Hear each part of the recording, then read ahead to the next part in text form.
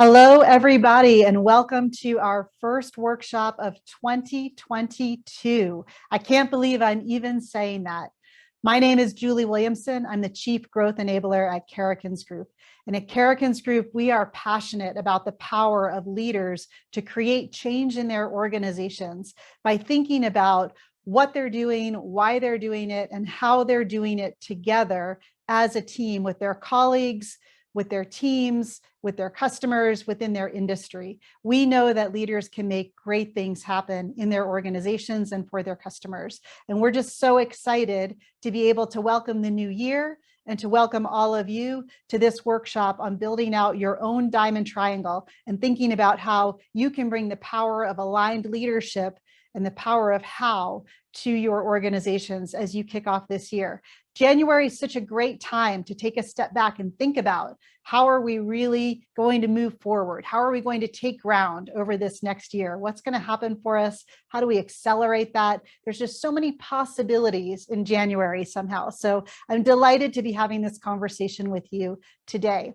As we get started and as people are coming on to the webinar, you might just want to take the moment to go ahead and download the Diamond Triangle Canvas. It's on the screen here at KARRIKINSgroup.com and then diamond-triangle-canvas. And my colleague Erica has also posted it in the chat. So you can link there and you can find the document. You want to make sure that you download it as well, because you won't be able to use the version that is live on the website. On our website, you'll need to download your own version of it in order to use it effectively throughout the webinar. So go ahead and do that while we get started. And I'm just going to take a look at our chat over here and see what's happening. I actually see that there's an error with the link. And I'm seeing that it's case sensitive. So you do want to be a little bit careful about that. And it looks like it's a capital D, capital T, capital C. So let's make sure that everybody can get that. And I think the link that is in the chat, maybe we can just get that updated if necessary. So actually the link that's in the chat is correct. So if you use the link that's in the chat, you should be A-OK fine for the workshop. We'll just give people a minute to sort that out.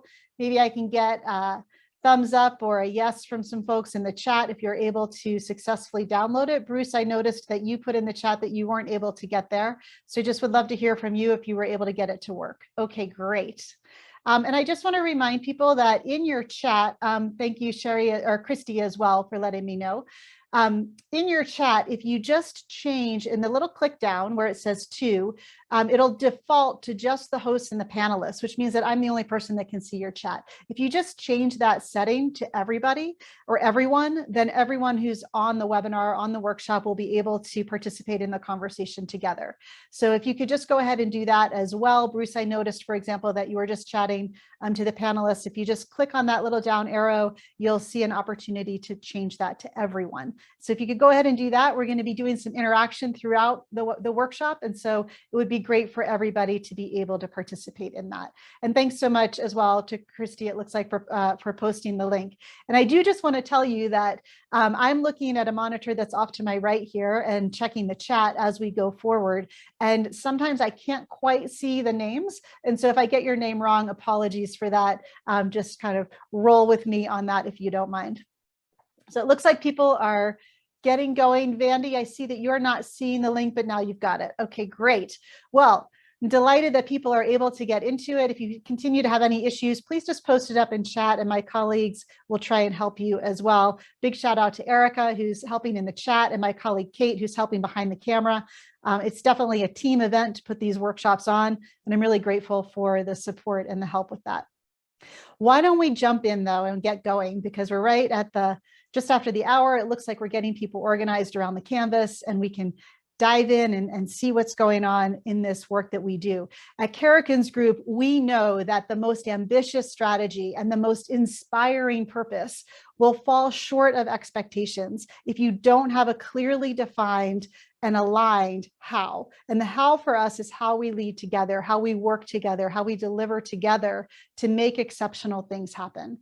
One of the things that has happened over the last 20 years or so in business is that organizations have gotten more and more interconnected. There are more dependencies, there are more opportunities to do amazing things for customers when you work together and rally the resources of the organization as a whole to deliver to those customers as effectively as possible.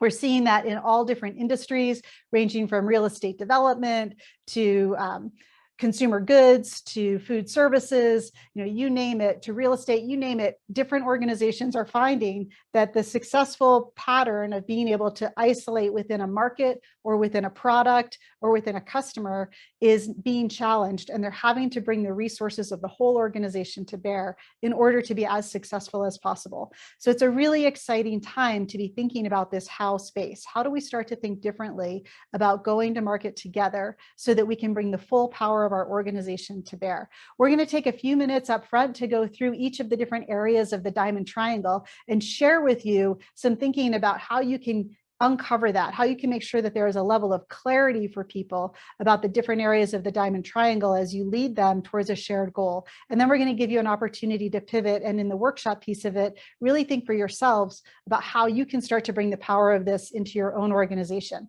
Before we get to the business part of it, though, I would love to just think about how we can think about it personally, because it actually, the Diamond Triangle is a great meta level frame, not just for delivering on big ambitious strategies in your organization, but also for thinking about how you do things for yourself or for within your family or outside of work with your friends. So it's a little bit of an easier on-ramp to the concepts behind it. So in order to do that, I just would love to see in the chat if any of you have made a New Year's resolution, or maybe you don't like to call it a New Year's resolution. Maybe you like to think of it as just, a fresh start for something. But is there anything that someone would be willing to share that you're trying to tackle as you go into 2022? So leave the work thinking behind for a moment, and let's just see what people are ambitious about for 2022 for yourselves.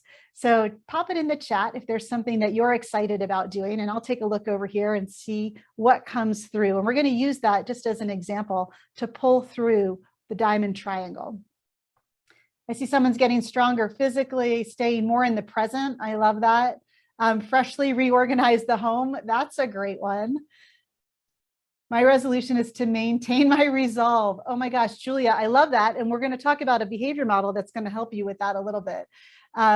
Be more willing to say yes. I love that, Mary. Get outdoors more. Yep, Bandy, that's a great one. Esther, I see help people change their behavior to live a greener lifestyle. That's actually a really interesting one to think about. So wanting to show up and think about how do we collectively create a greener lifestyle around the world. And if you don't mind, Esther, I'm just going to use that one as an example as we go forward, because it's one that you can't do on your own, right? It involves other people. So you can model the way, but you also want to bring other people along. And I see a couple of others coming forward. Subtract more than add. I love that, Jennifer. Improve work-life balance and learn to say no. Kelly, that's a great one too. I think we all have some ambitions around doing that. I'm seeing actually a little bit of a theme around simplifying. How do we really simplify our environments? How do we simplify our work? And that's a really interesting kind of meta level idea to lean into. What does simplification look like if that's what we want to do? So what we're talking about here with these ambitions, and thank you, by the way, for sharing them, I do appreciate that, is getting clear about what it is that you want to do. And in the Diamond Triangle, when we think about what it is that we want to do, we're talking about, from a business perspective, often strategies, strategic plans, projects, programs, transformations, new technologies, innovation, things like that that are coming into our workplace. In our personal lives, sometimes what it is that we're trying to do maybe is to simplify a little bit. Maybe it's to lead the way and bring people along into this greener lifestyle. Maybe I think I saw one earlier about getting physically stronger, right? Like being able to really lean into that idea of being more fit. So all sorts of different things that we can do in terms of the what. But the what is typically action oriented. It's something that you want to go do. And it's often something that's visible and measurable. And by the way, the what is usually the area of the Diamond Triangle that leaders are most comfortable with, because most leaders are pretty good at making plans to go and do things. So whether it's personally or professionally, we see people being very comfortable in the what space, and sometimes spending a little bit too much time and effort in the what and not pivoting out and thinking about how are we going to do that as a team, or how are we going to do that collectively. But the what is typically where we see the big binders of strategy work, or we see the very detailed transformation plans or change management plans and things like that. The what is a happy space for a lot of leaders and organizations today. Just kind of an interesting side note. It might be one that you're really comfortable with as well. Kind of know how to get clarity in that what. So when we think about that, then we pivot up to the why and we say, okay, why is it that we want to do this? So why do I want to get physically stronger? Why do I want to lean into bringing people into a greener world or creating a greener environment? Why is it that I want to simplify? Being able to clearly articulate your why can be very, very helpful, especially in enlisting other people as you want to bring them along. And the why doesn't have to be super esoteric or high level or really abstract. I know there's, especially when we think about corporate purpose or corporate mission, we lean into the 5 whys idea where we keep digging and digging and digging to try to get to the big why. Those are all great exercises to go through, but also the why can sometimes be very straightforward and very simple. It can be that there is professionally a market force that's moving you in a new direction. It can be that you want to have a different kind of impact or create different value for your customers. That kind of why can be really powerful for enlisting other people to want to put energy and effort towards what you're doing. When you think personally about some of these ambitions that you've shared in the chat, I think there's a great opportunity to be able to tell other people, here's why I'm doing this. And that way they can support you as well as possible. Even if it's something like, I want to get more physically fit. If you tell people why you're working on that, then they can be as supportive as possible when you want to make time for it, when you want to be able to break away and give attention to that effort. When you think about simplifying your life, saying no to more things, kind of doing some pruning around that, letting people know why you're doing that can be really powerful so that they know how to interact with you as well as possible and be supportive of you in that effort. I just saw a couple of things. Yep, Marilyn, I hope that you got the link going. I just want to check the chat real quick. Looks like the links are working now, so that's great. So when we think about this why, I want you to just stop for a minute and think about what you shared in the chat that is your ambition for 2022. And if you wouldn't mind, if you feel comfortable with it, share in the chat why it is that you want to do that. And Esther, I'd be particularly interested in the why around helping lead people into a more green approach to the environment. I think that's really aspirational and really interesting, and would love to just understand a little bit more about why that's important to you and why you want to head in that direction. I'm just going to give you a minute to pop it in the chat. I'm going to look over here and see what we've got. Yep, to live life more fully. I think that's beautiful, Bruce. Thank you for sharing that. I think and I think you had mentioned you wanted to be more physically strong. And I think definitely physical strength, mental strength, emotional strength all come together and they all play an intersecting role. I think this opportunity to live more simply or to say no to more things is a really interesting one to understand as well. And Carrie and some of the others who put that out there as an ambition for 2022 would love to see what you're thinking.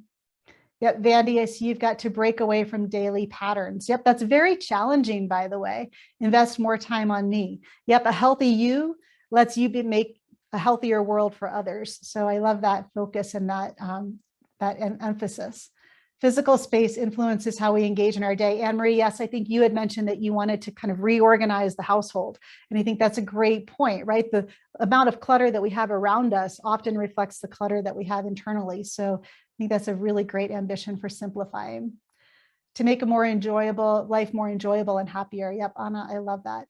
And Esther, I see you've got the reason for wanting to help others to change is my connection to today's generation's responsibility to leave a better world for the future. I love that, Esther. And I think, that's a great why to be able to articulate in terms of the personal choices that you're making. So when you're making green choices, if you're letting people know, here's why I'm doing this, it models the way for others. So getting some clarity around our intentions and why we're doing things personally and being willing to say that out loud and to share that with other people will help enlist them in the cause. So if your goal is to simplify, excuse me, if your goal is to simplify a little bit in your house, then you're probably going to have to enlist other members of the household in that if you share your house with other people. Making sure that they know why it's important to you is really important. One of the things we do often in business and also in our personal lives is we spend a lot of time explaining the what. A lot of time saying this is exactly what we want to do, or this is what the expectations are. If you share the why, it can be a really powerful motivator for other people to engage and to join into the effort. So as you think about that for your personal things and what you're trying to do in 2022, don't forget to share why something is important to you. It will really help people to be as supportive of you as possible as you go forward. So the what and the why are actually in business, again, fairly well understood constructs. The why often in business is that purpose or the mission or a market force that has to be addressed, a goal that has to be met. Sometimes the why can be set by external forces. It might be a competitive threat that's coming in, or it might be an opportunity that your customers are presenting to you to move into a new direction or to go into a new space. There's all sorts of reasons why we do things in business. We also have the same kind of connection in terms of why we're doing things personally. When we think about the what and the why, we know, as I said at KARRIKINS Group, that they will fall short of expectations if we don't get equally clear on how we're going to do that together. Now, when we think about the how at KARRIKINS Group, this is a really important nuance to wrap your head around, which is that it's not the details of the what. So if you say, for example, I want to reorganize the household because it makes me feel better and more in a better, healthier mental space in order to function as well as possible, that's my why. The how is not, and so we're going to tidy up the kitchen every evening between 7 and 7:15. That's a tactic for what it is that you want to do. The how is my partner and I are going to prioritize making sure that we put things away in a certain time frame, something like that. It's how are we going to do it together as a team? How is the household going to work together to deliver on whatever it is that we're doing? So it's just an important nuance to understand in terms of how we're defining this idea of how we work together or how we deliver together. It's not a tactic that falls on a project plan underneath the what, the task orientation. It's really about what are the mindsets, what are the group dynamics, what are the organizational factors that we're bringing into our efforts to deliver together. And this is a space that is often left unattended. We don't take the time to sit down and really think about how do we have to shift how we think about things? How do we have to shift how we're interacting and working together? How might we have to shift the environmental or organizational factors around us to make it more possible for us to deliver on what it is that we want to do and really inspirationally meet that why? How do we make that as effective as possible in our worlds? So this how space for us at KARRIKINS Group is a really exciting space to visit because it's often unattended with our clients and it's often unattended actually in our personal lives as well. If you take some time to really lean into the how, then you unlock all of the potential of your what and all of the potential of your why, and you bring it together, and it's not just up to you, it's up to you and everybody else that you're enlisting in that effort. So why is the how left undefined? Well, often it can feel really ambiguous and maybe a little bit hard to measure. We often hear, by the way, with our clients, people say, what gets measured gets done. Has anybody ever heard that? Just a show of hands. I'll just take a look over here and see. What gets measured gets done. We hear that all the time. And you know what? It's perfect for the what. What is usually something that you can see, you can measure, you can count, you know if you're making progress on it.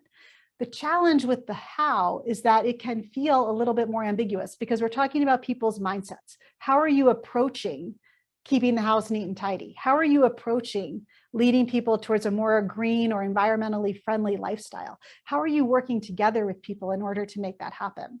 So it feels a little bit less measurable. But here's the thing. In my opinion, what gets measured gets manipulated.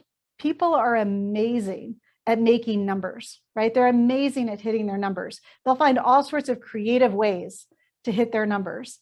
And so you have to challenge a little bit the concept that what gets measured gets done. It does get done, but it might not get done in the way that you need it to get done.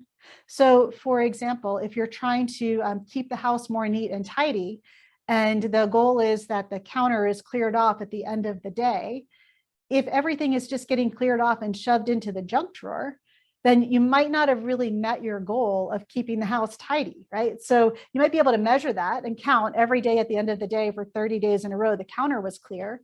But how did you do it? How did you get there?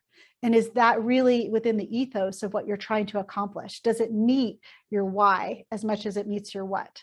Because you can measure and count that it got cleared off every single day. But if you don't know how you did it, and if you don't know if you actually got to the outcome that you're trying to get to, then it might be a metric that's getting manipulated, even though it's getting done. So it's just something to be thinking about when you consider this idea of how do we work together. It can feel ambiguous, it can feel hard to measure, but it's really important to be honest and transparent about how it is that you need to work in order to deliver on your what and your why. The other reality is that it can be useful to leave the how undefined. If I just use that example of clearing off the countertop, it might be just expedient and easy to say, we're going to know that we're doing a better job of keeping the house neat and tidy if the countertops are cleared off. And as long as we don't lean too hard into how we're doing that, then we can feel like we're being successful, and we're not going to open the junk drawer and see that we've just actually moved the mess. We haven't solved the mess. So when you think about this idea of how do we do it together, getting clear and actually bringing it out into the light can challenge the status quo. And I think about that too, Esther, when I think about this idea of leading into a greener world or more environmentally friendly world. When people say, oh yes, I'm all on board for that, and I'm going to start to do my recycling. I'm going to start to put everything in the recycling. Here in the United States, we have single stream recycling, super easy. You throw your stuff in there, it comes and it disappears by the end of the day. Magic happens, right? Well, the reality is that how you do that is really important, because you have to be able to clean out your containers. You have to put it out in the right way so that it can be as effective as possible, that you're contributing to doing it correctly. But if you don't investigate that how am I showing up in that space? What's my mindset about using that single stream recycling? How am I orienting towards that? How am I energetically supporting it so that I'm doing it as well as possible? Then you end up with a suboptimal result. You end up with people just tossing containers that shouldn't be in the recycle. They're not taking the time to really look at it carefully, to really understand how to properly recycle something.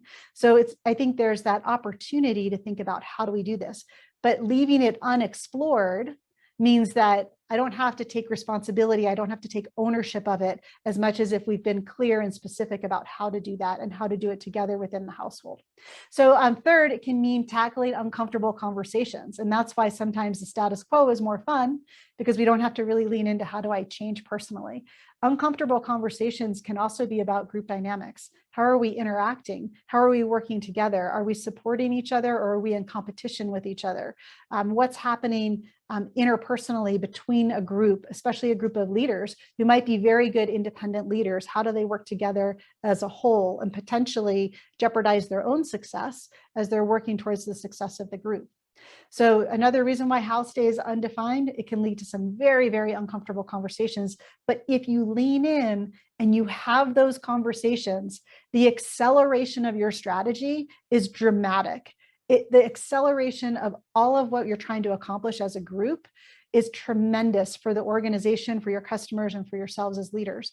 So it can feel very uncomfortable, but if you lean into that and you really grab onto that opportunity, you find that it moves very quickly. And then the last one is simply that people feel like it takes too much time. You know what? Defining the how means having a lot of conversations and a lot of uncomfortable conversations. And people can just feel like we don't have time for that. We just have to keep moving. We're going too fast. We have too many priorities. We have too much to do anyway.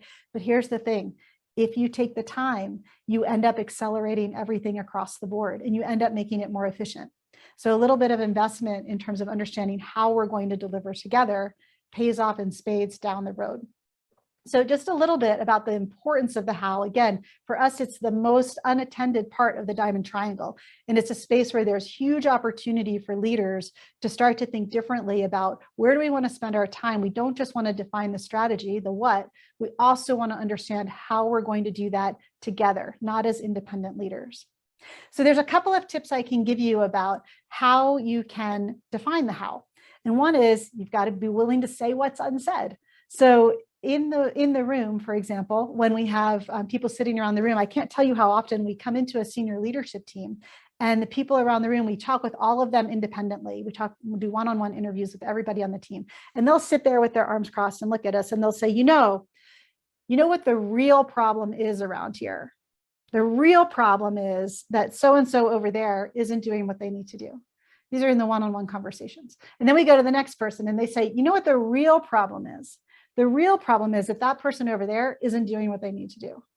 And we go to the third person and the fourth person, and we tend to hear the same thing over and over again, but they're not saying it in the room together. They're not having those open and honest conversations. And part of what we really encourage leaders to do is to figure out how to have and hold the space for quality conversations about what really needs to happen, what really needs to be different, and how do you all need to show up together in order to do that. And we call that making the invisible visible.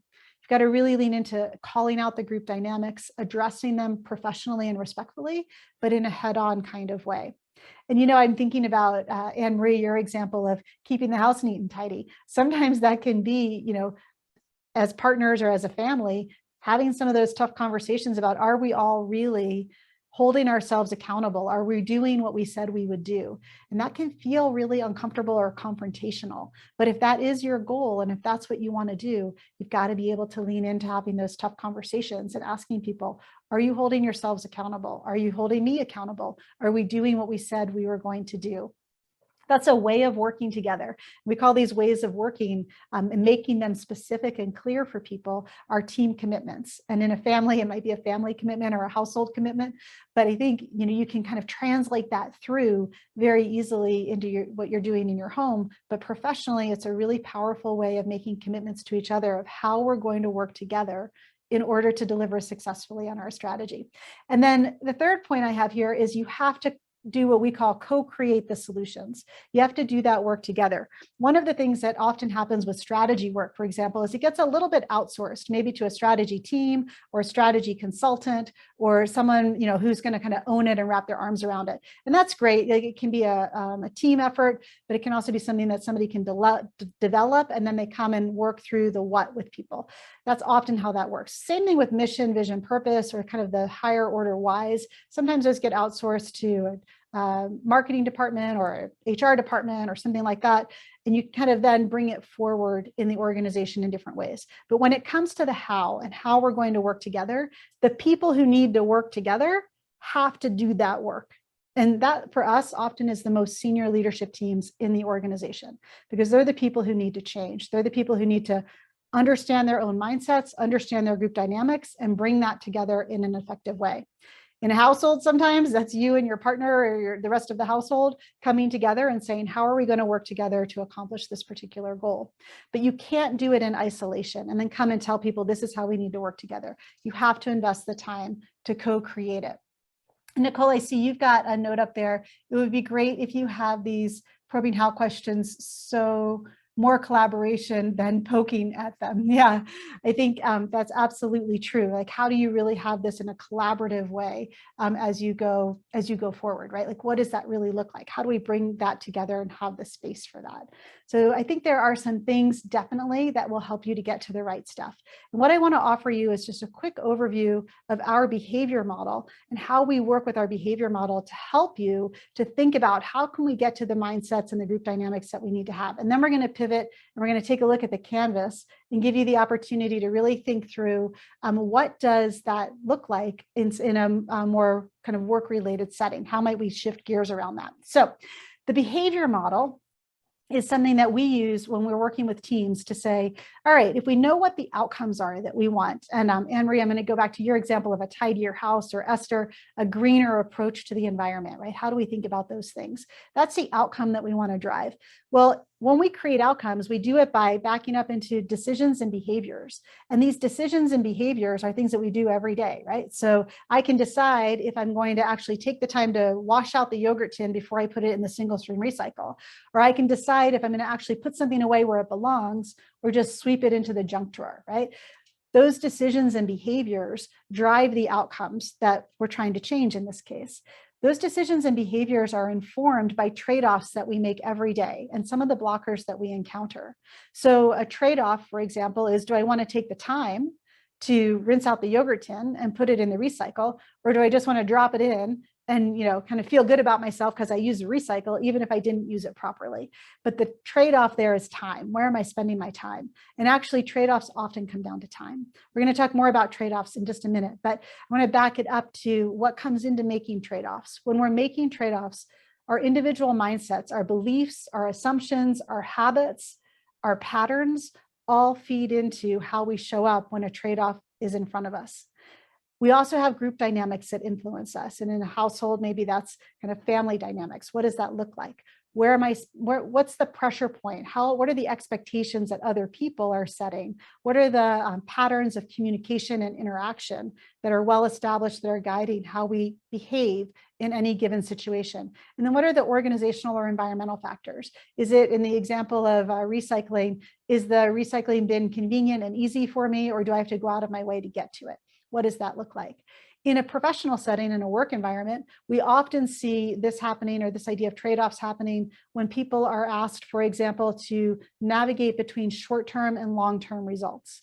So we often hear people say, oh, we're definitely on board with that strategy, that 3 to 5 year strategy, but for right now, I need to make my quarterly results. And so I'm going to go in a different direction. I'm going to do what I know works, and I'm going to stay in that space. So that trade-off of short-term and long-term results is a huge one for leaders and organizations. And we see a big mindset coming into play there around how to be successful. What does success look like? Success looks like making my quarterly numbers more than success looks like progressing towards that strategy. We see the same thing with group dynamics, right? What is a group dynamic and how are we influencing each other? If I look across the table and see one of my colleagues being successful with his quarterly numbers, and I've missed my quarterly numbers because I've invested in the 3 to 5 year strategy, that doesn't feel great. And so those group dynamics put a lot of pressure on the system to behave differently and to continue driving the reliable results rather than investing in longer term results. So that's just another example of how we use this model to start to uncover and to really make visible the invisible things that are going on in the room around a leadership table as we work towards longer term strategies. So this underpins a lot of the work that we do with our leadership teams. And it actually is something that you can use for yourselves as well. I always say it works great with teenagers too, right? You're trying to get a teenager to create a different outcome, helping them to understand what their mindset is that they're bringing into it can be a really powerful tool. So a model to be thinking about as we go forward. And pivot from thinking about these individual examples to thinking more about work examples that you might be faced with right now as we dive into the worksheet and the canvas. So before we go there, though, I want to quickly think about the greener environment, because I think, Esther, that's such a beautiful construct, right? We know we want to leave a better world for future generations and what that looks like. And so the outcomes are going to be something that, a lot of different people can lean into. How can I have a more green lifestyle? How can I be more green in the world? What does that look like for me?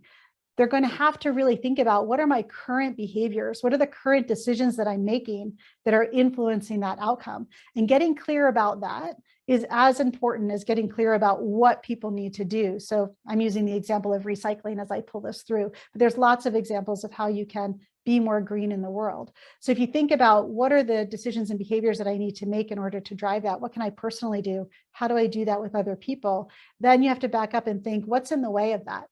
And what are the trade-offs that people are making that are preventing them from moving towards a more green environment or leaving a better legacy for people? Sometimes that might be cost, right? If you're charging people for, in my example, to recycle, then that could be something that's really challenging for people. Or it can be time, it can be lots of different things. It can be lack of education. So when we think about what are the mindsets, group dynamics, and organizational factors that can support moving towards a more green world, Esther, I think there's just a really phenomenal opportunity to start to have those conversations with people who you feel like you can influence in your own world. So think about it through this lens, and you might find some interesting nuggets in there about how you can accelerate your ambition there and how you can really move forward on this idea of creating that greener world for people. So I want to say thank you, first of all, for giving some personal examples. That was really useful and hopefully helped to bring to life a little bit the diamond triangle as you think about, what is this? What do we mean by what, why, and how? And why is it so important that all 3 parts of the diamond triangle be clear and visible for people as we try and move towards accelerating strategy and really delivering on the most inspiring purposes that we all have, the most inspiring calls to action in our whys. So that's just kind of a glimpse of it, an overview of it. And what I'd love to do is give you the opportunity to pivot and to think about it for yourself in a work example. So something that you're trying to accomplish in 2022, where you know what it is that you want to do, and you might know why. And are you really thinking about how to do that together? I'm just going to take a look at the chat and see where else we have things that I might want to call forward. And excuse me, because I have to lean forward and just kind of squint a little bit to actually see what's in the chat. Yeah. Okay, I think we've got everything covered. That's great. So if you just take a minute, if you haven't been able to download the Diamond Triangle, go ahead and do that now. And just a reminder to look for that download button in your browser, because you'll need a local copy in order to go through the next part of what we're going to do. I'll give you just a moment to pop up in the chat if you need to, if there's anything that, if you need any help with the download, and Erica or Kate can definitely help you with that. All right, let's take a look at your Diamond Triangle. When you look at the canvas, there's, and I've got a copy of it here as well. You'll see on the front just some reminders. Oh, and I see, Kelly, you're saying you don't have the download option. That will be specific to your browser. And I'm just going to pop back up here. And Julia, I see that you don't have the download option either. On most browsers, there will be kind of like that down arrow that you see in my screenshot here. Or if you look at the three little dots, look for the three little dots within it, there should be an option to download from there. And I'm just going to pause and see, Julia or Kelly, if you can let me know if you see anything like that in your browser.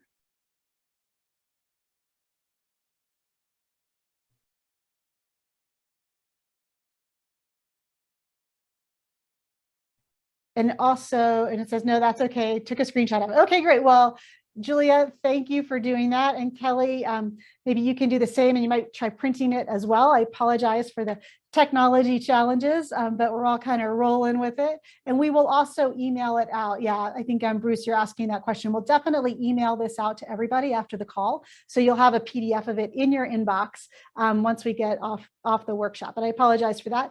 We'll try and make sure that that's available as we go forward. And yeah, I see, Erica, that your download options will vary depending on the browser. Exactly. So apologies, Julie and Kelly, not knowing the browser details, it's a little bit hard to troubleshoot, but we will definitely get that out in an email option so that you can use the interactive worksheet as well. In the meantime, let's carry on and just see if there are some examples that people might be willing to share about something that you're trying to do with a group of people within your organization. Is there a particular strategy or project or program or transformation that you're trying to get people rallied around? And this is your what. So what is it that you're trying to do? And if you have something that you'd like for us to workshop together, pop it in the chat and we'll kind of pull it through so that everybody can benefit from the example. But when you think about the what, I want you to really lean into the idea that it can be either directional or specific, but it needs to be clear enough that it gives people some ground to stand on. Now, one thing to think about when you're defining your what is that sometimes people will keep pushing for more and more clarity, for more and more detail about what exactly is it that we're doing. And as a leader in your organization, sometimes you need to be able to tell people action precedes clarity. We need to start taking action so that we can see where we're going. Now, that's not a fair response in all cases. If you have really no idea where you're going, then people are legitimately asking questions. But if you feel like people are asking for more and more detail, sometimes that's a stall tactic. Sometimes they're saying, well, I'm not going to do anything until you tell me everything. And that's where you need to start to really lean into making the invisible visible, right? And working with people to say, okay, why is it that we need that level of detail? Because we can't get there until we start taking action.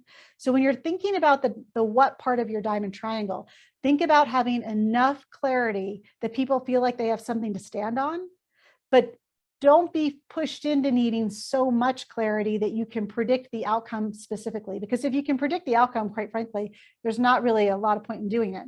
So I think just watch out for that when you're trying to bring other people into these conversations, is that sometimes the need for more clarity can be a stall tactic. I can't give you a precise moment when that happens. You're going to have to feel your way through those conversations, but just be aware of it as something to think about with your what.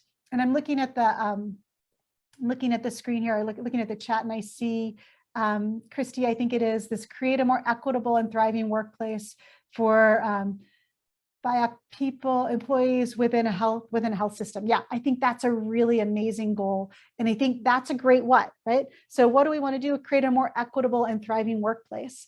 Now, if somebody says to you, okay, well, you're going to have to tell me to the nth level of detail exactly how to do that, then you can push back on them and say, no, we know what it is that we need to do. And we might need a little bit more clarity, a little bit more color about what the outcome looks like.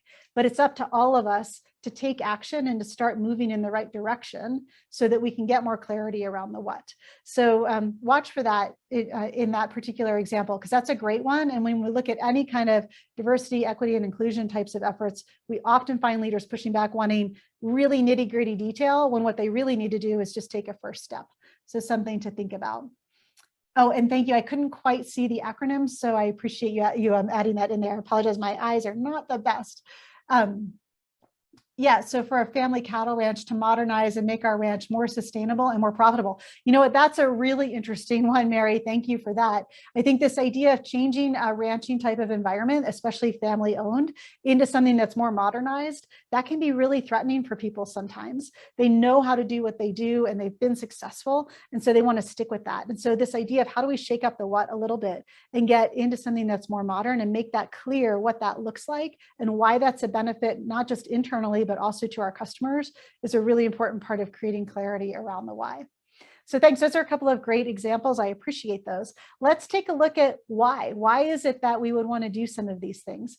And so when you think about your what, if it is something like creating a more a thriving environment for all kinds of people in your workplace, why is that important to you? How do you clarify that? How do you help people get engaged in that and get enthused about it and feel excited about this as positive direction? You know, Mary, I think the idea of modernizing the ranch is something that, you know, it can be hard to get people excited about it. Why is that important? And part of that might be around sustainability, right? How do we move forward into an increasingly competitive and difficult market where we're seeing conglomerates having a very different influence on the ranching industry? What does that look like for our future? Why do we want to have a stake in the ground for how we move forward? And Maria, I'm seeing a couple of examples up there too, right? Like clear growth goals. I think exactly, you might have a really challenging growth goal. Some of the things that we see in the why, again, might be market factors. They might be goals that, you know, corporate, quite frankly, is giving people, right? That's why we need to do it. It might be, you know, industry or investment influences, but it also could be a purpose or a vision. And I think about, you know, Esther, your goal of being a greener world and leaving a legacy for your environment. I know in the organizations that you're working with, there is a real passion for the environment and for making sure that environmentally, you're leaving a positive legacy. And you want to make sure that from a brand perspective and from a corporate perspective, that there is that positive impact on the communities that you touch. And I think that's a great why. It's really, you know, the why can be inspiring and purpose driven. And it might also have some market factors associated with it, right? It's the way to stay competitive. It's a way to stay ahead. It's a way to innovate and to continue to push our markets. So you want to give some thought to your why, but also don't let it get too esoteric. If it gets too far out there, if it gets kind of too highfalutin, then the challenge is people can't attach to it. People can't quite make sense of how they fit within that. So just be a little bit careful about the balance there with the why. You want it to be accessible and understandable to people and inspiring to them, but not so far removed that they can't see how they can play a role in that. Something to think about. So then we talk about the how. So how will you need to deliver together? If you think about these things, I'm seeing the what coming up again, a couple of others, which, yep, I can see another conversation around the what. So I'm going to let that go. And I'm going to say, if we're going to pivot to why, to how are we going to do this together? If we take the example of creating an equitable and thriving workplace, I think that's really important, because how you do that, no one person can do that together. You've got to rally people around that effort, and they have to be willing to shift how they're working individually and collectively in order to make that happen. So if you lean into that idea, how can we do that together? Not a how in terms of like detailed programs or action items, but how do we need to do that together? What are the mindsets that need to shift? What are some of the group dynamics that need to shift? What are some of the organizational factors that need to shift in order to bring that to life? And I would encourage you, when you start to lean into your how and you start thinking about it, to think about it through the lens of from to. So what do we need to move from and what do we need to move to? And there might be an individual mindset that needs to get shaken up, that's kind of shared. You see a lot of people walking around with a particular mindset. What do they need to move from and what do they need to move to? What are some of the habits? What are some of the patterns? What are some of the expectations or assumptions that people are bringing that they need to shift in subtle or clear and obvious ways, might be across the spectrum, in order to work differently together and deliver differently together? Same thing with group dynamics. Are there ways that we're working as a group that are exclusive or that make it difficult for people to come into the group and to work effectively? Are there patterns within the group dynamic or the leadership team that need to shift in order to move towards a different kind of work environment? And then are there organizational factors that need to be challenged? We've seen a lot of organizations start to work, for example, very seriously on their recruiting and onboarding processes so that they start to create that thriving environment from the get-go rather than trying to deal with it after the fact. So when you look at these three different ideas around building your how and the individual mindsets, the group dynamics, and the organizational factors that need to shift, think about it through that lens of from to. Where are we today? Where do we need to be in the future? And then how do I have the conversation with others in the organization to make that clear, to help them to co-create the two? Remember, you can't decide for yourself how other people can start to show up differently. You have to have the conversation with them so that they're engaged and they're co-creating that end state, that end behavior, so that they can ascribe to it and they can live it as fully as possible. So don't think that you can go off on your own and decide these are all of the things that need to shift. You've got to be able to have that conversation as a leader and work through that process of co-creation together. Now, you might kind of think that you know what needs to happen, and that's great. It's always great to have a strong starting point, but you've got to be open as a leader to holding the space for people to discover that on their own and to come to it together and to feel like it was created by them, for them, not to them, not given to them or as a direction. By creating the space for those conversations to happen and for people to really think about what are the mindsets that I'm bringing into this situation? What are the group dynamics that we're dealing with that are stopping us from moving forward? That's where the magic happens. That's where the really generative work happens of building a strong how, of knowing how we're going to deliver together on our ambitious strategy or goal and our inspiring why, our purpose, our mission, our vision, our response. So you've got to, as a leader, really lean into the idea that the how, you might think you know what needs to happen, but how has to be co-created. It has to be built by the people who need to change, by the people who need to do things differently. Now, that's actually a really interesting idea too, because often the senior leadership team is the group that needs to change the most, and they might be the most resistant to change. So when you think about really changing the culture of your organization, one of the things you have to be able to do is to engage those leaders who actually can't just tell other people that they need to change, they have to change themselves. We always say, nothing changes until someone changes. And often the someone is a pretty senior leader in the organization. So you've got to be able to influence and drive change at that level in order to really create the environment and the sustainable what that you're trying to deliver on. I know it's a big ask, but it's something to keep in mind that has to be co-created. It has to be something that people are bought into and that they really understand. How do we do this differently together? So each part of your diamond triangle is critically important when you think about the why, the what, and the how. But the how can be one of the most challenging pieces to complete because it has to be done by the right people in the organization. So when you think about building your how for the particular example that you have going on, some of the things that might get in the way, you might run into some resistance points, right? People are like, well, I'm not willing to change in that way. I'm not willing to do that differently, or I'm not willing to accept that as a goal. There might be some real discomfort around it, right? People might feel like, I'm not sure I really am comfortable going in the direction that you're asking me to go in. There's a lot of denial often, like I don't have that mindset, or I'm not the problem, or I'm not in that space. And you know what? There's no one individual who makes or breaks an organization, but it is the collection and the group dynamics that often have to be addressed. And so denial is an easy, like internal way to internalize the status quo and to say, we don't actually need to change. I'm not going to change. And then there's this idea of third rail topics, things that you can't touch, like you're not allowed to have that conversation, or we're not allowed to go there, or we're not allowed to kind of admit to that or lean into that as an issue. So these are some of the points of resistance that you can expect when you really lean into this idea of getting clear on your how and creating a level of specificity around how we need to work together in order to deliver on an ambitious strategy. I'm wondering if there are any other resistance points or challenges that you can anticipate in your own organization as you envision or think about having the conversations that you need to have in order to get clear about how are we going to deliver together on whatever it is that you're trying to do. Just pop them in the chat if there are other things that you think will get in the way or that will be a challenge for you.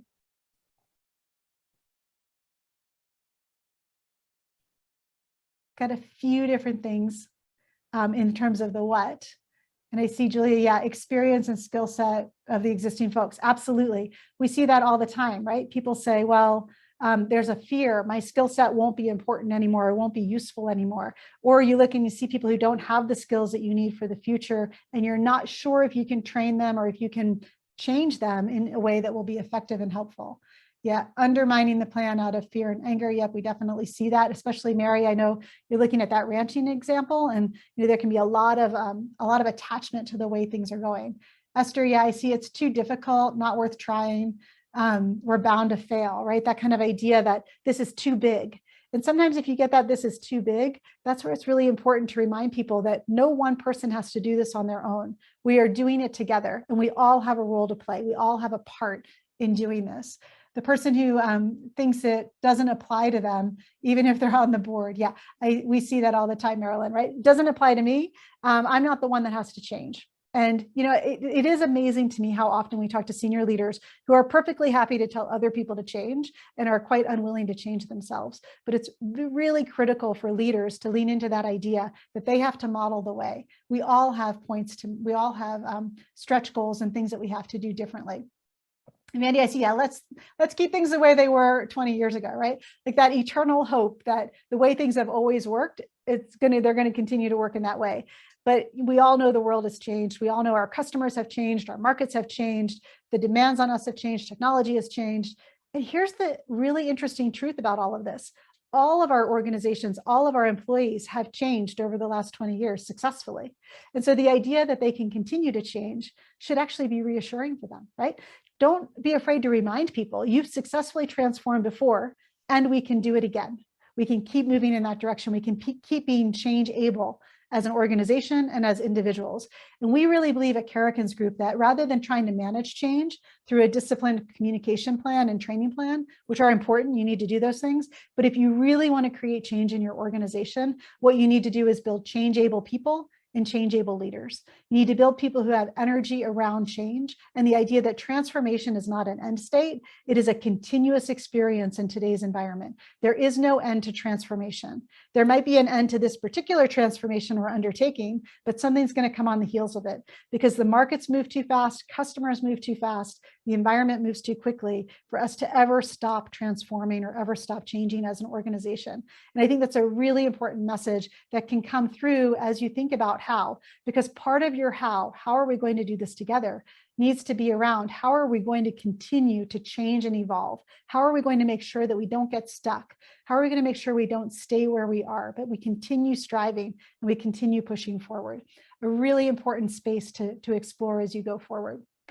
So a couple of things about doing it with your team. One is make sure that the what and the why are clear enough. Remember, clear enough means I've got some ground under me. It doesn't necessarily mean that every single detail is absolutely perfectly defined, but clear enough that we know where we're going and what we're trying to do. Number two, think in terms of nudges, not shoves. When we're defining the how and we're asking people to shift how they're working together, small steps taken continuously over time are incredibly powerful. Enormous leaps that people snap back from very quickly, not so powerful. So sometimes a shove works. We all got shoved in March of 2020, which is hard to believe that was 2 years ago almost. March of 2020, we all got shoved into learning how to work remotely, which was something we could all do before 2020, March of 2020, but we just weren't. So sometimes a shove can work, but nudges generally speaking, in a work environment outside of a pandemic type of framework, nudges are much more powerful than shoves to try and get people to start working differently together. Just really start them down that path of a long-term goal. So think in terms of nudges, not shoves, and stay the course, right? Don't give up on people just because they slip. Sometimes we take 2 steps forward, 1 step back, but as long as we're continuing progress, we're getting in the right direction. And then this idea of really insisting on co-creating the necessary shifts. Don't think that you can just tell people this is how we need to shift. You've got to bring them into a conversation to get there on their own. So a really important part of this as well. A couple of tips for you as you think about it. And we're just at almost the top of the hour, which is perfect. I just want to leave you with a couple of things. If you really want to kind of lean into this idea of building your diamond triangle for your organization or for a particular effort that you're undertaking, one thing is to think about who else can you bring into the conversation. Remember that co-creation process is critically important. 2, what else needs to get clarified? Is the what clear enough? Is the why clear enough that you can start to talk about how are we going to do this together? And then 3rd, think about, are you getting to the right stuff? Right, for the how? Are you actually getting to the behaviors, to the decisions, to the trade-offs, to the mindsets and the group dynamics that people are expressing, not just getting into more detail around tactics and the what.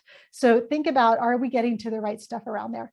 We would love to chat with you about it. You can feel free to reach out to us. We can do a 30-minute discussion with you about what you're working on and maybe give you some additional tips or tricks or ways of thinking about it. Feel free to visit our website at KARRIKINSgroup.com. And as I mentioned, we're going to have a recording of this posted up on the website, and we'll also send out a PDF of the Diamond Triangle together with some summary points from this conversation so that you can use that as a reference with your folks. I want to say thank you to everybody. I appreciate people for hanging in there with the technology challenges that a couple of you had. I appreciate you also contributing through the chat. It's always great to hear what other people are doing. And just want to say thank you so much for being here and for being the kind of people who are leaning into how we work together. We know that if you get clear on how, you will amplify your purpose and you will accelerate your strategy and your transformation efforts. So good luck with it. We would love to hear from you. And meanwhile, I hope that you have a great rest of your Friday, and we'll look forward to talking soon. Bye.